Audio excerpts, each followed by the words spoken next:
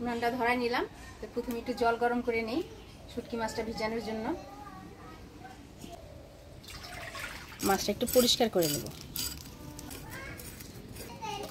মাছটা কাইটে বাইছে নিলাম। এবার জলটাও গরম হয়ে গেছে, এর মধ্যে দিয়ে দেবো। এসে ফোড়নে দিয়ে দেবো কালো জিরা। এবার আমি ভোলা শুটকিটা দিয়ে দেবো। দেখেন আমি পরিষ্কার করে ধুয়ে হলুদ লবণ মাখাই নিচ্ছি। এবার কড়াই দিয়ে দেবো। এবার দিয়ে দিব ছোটো করা রসুন, পেঁয়াজ কুচি আর কাটে রাখা কাঁচা লঙ্কা।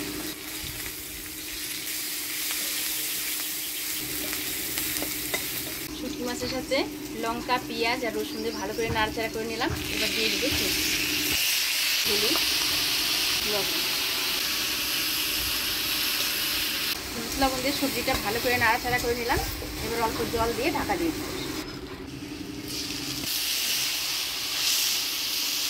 সবজিটা দেখেন কি সুন্দর মজে গেছে, তার একটু নাড়াচাড়া করে নামিয়ে দিচ্ছি।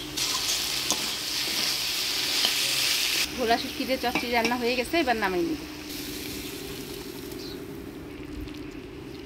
গরম গরম ভাত, তার সাথে আজকে লেবু দিয়ে মাছের চচ্চড়ি। যেরকম সেন্ট বেরোচ্ছে, চচ্চড়ির স্বাদটাও সেরকম হয়েছে না, খুব ভালো।